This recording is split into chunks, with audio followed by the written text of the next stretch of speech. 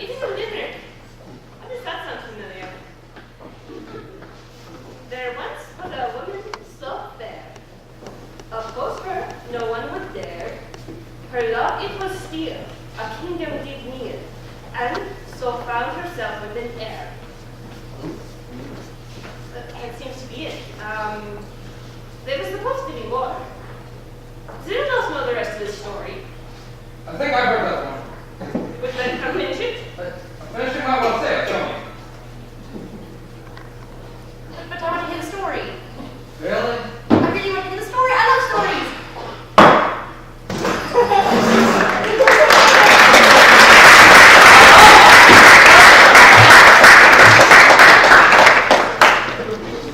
It was true, then.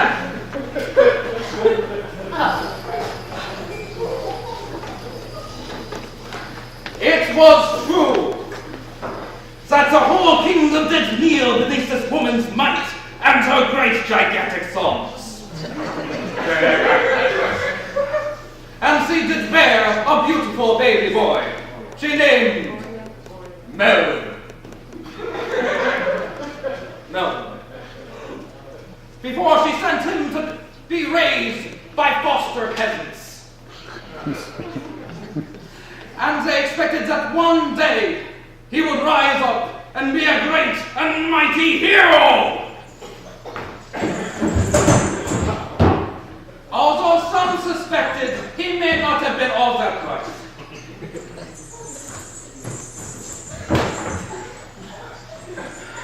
Now this Melvin grew into a handsome lad who likes to wear good dress. Now, of course, he was good with a sword. He could move that blade so fast you couldn't even see it. Shing! And of course, I should not need to tell you, he knew how to woo a lady.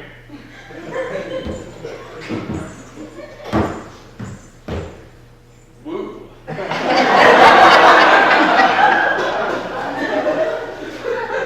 Do you think I'm talking about you? No!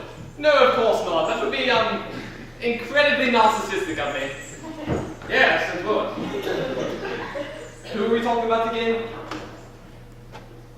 Ah, yes, the story of Melvin. Even though he was blessed with so many talents, he always saw the suffering of those around him under an oppressive ruler. Why, she even made them put her portrait in front of churches next to the altar. And she sent uninvited performers to interrupt shows.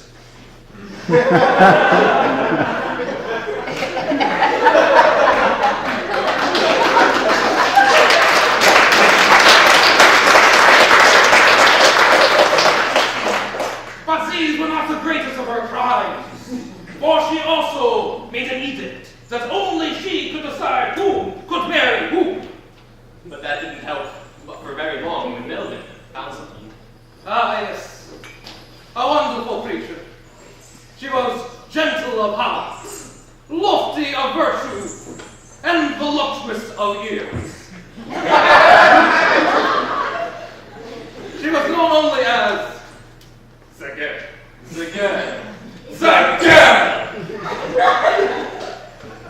Ah, they were so in love. How in love were they? Why, one might even say they were head over heels in love. Don't look now, but our heads are over our heels as we speak. I had noticed that. Are we in love?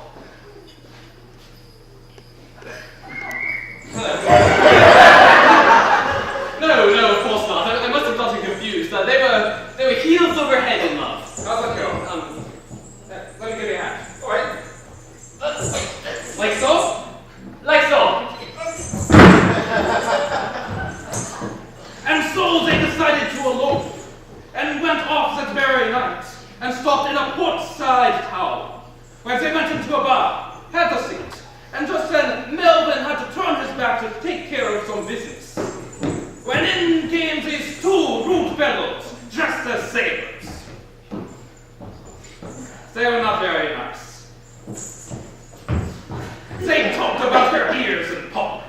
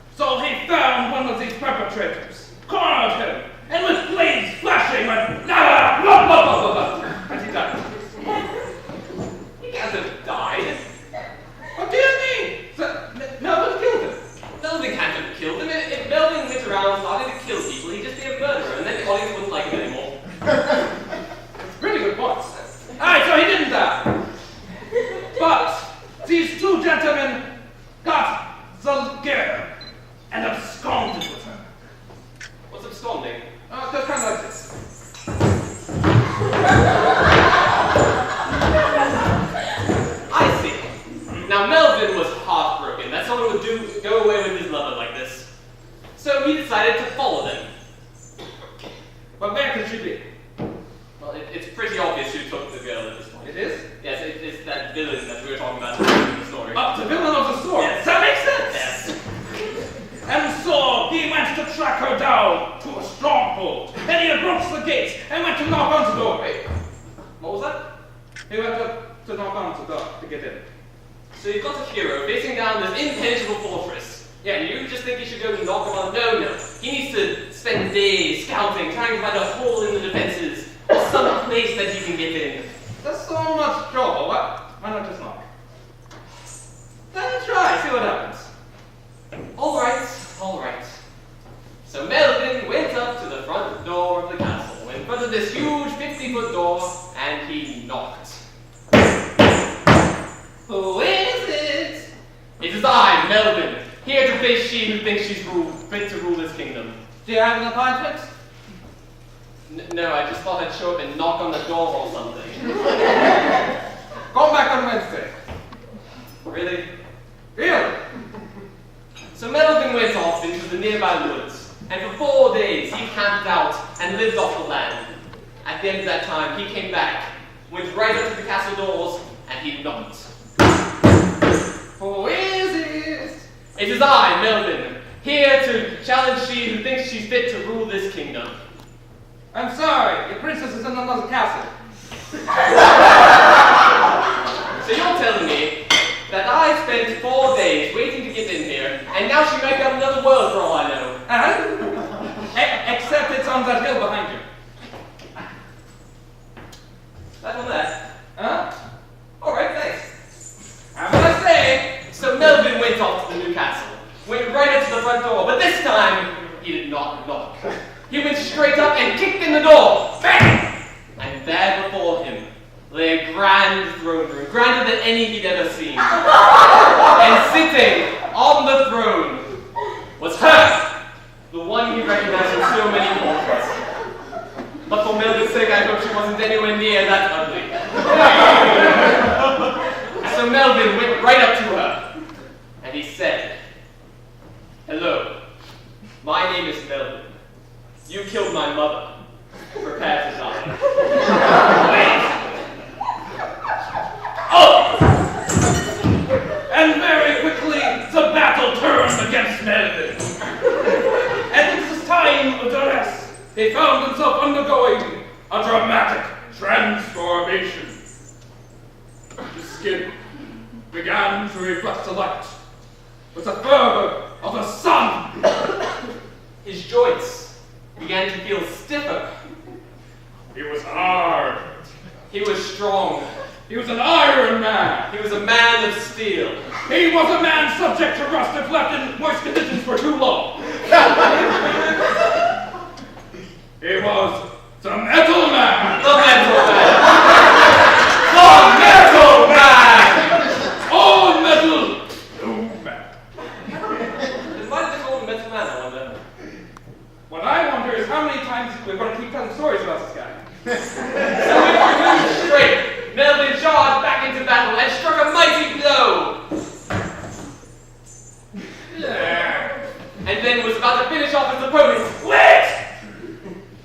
Why are you doing this? As though you don't already know, you killed my mother. No. I am your mother. That's not true. That's impossible. It's true.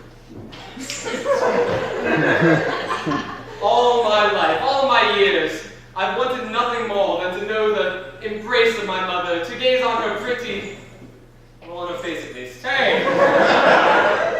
But now I find that this wretch. Hey! I suppose that leaves only one question. What is it? In my travels, I have spent much time in schools trying to learn any bits of information I could to decide who my mother was. And really that's left me with a lot of student loans. Could you help me pay them off? Maybe. Maybe? Maybe. What sort of an answer is maybe? I will do it on 2 conditions. I'm listening. First, you have to say say I'm pretty. Mom. No, it's... Mom, you're pretty.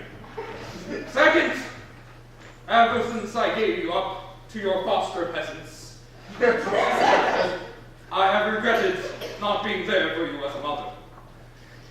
Now I just want to be part of your life. Part of your world. I suppose it's not so bad. Yes, the only reason I came between you and your friends they call the girl is because I was afraid I wouldn't be invited to the wedding. That I wouldn't get to show her your baby pictures. No! And so it was. The family was reunited. With a marriage so blessed and embarrassments all around. The girl and the metal man lived a very happy life, and shortly after the marriage, they took over the throne and ruled very justly. So wisely. But all good things must come to an end. Yes, after a while, the metal man decided it was time for him to abdicate the throne. For he knew one day he would be needed again. So he went off into the desert to find a cave to dwell in until he was needed once again. But the voice of the ages always whispered his name. The metal man. The metal man. The metal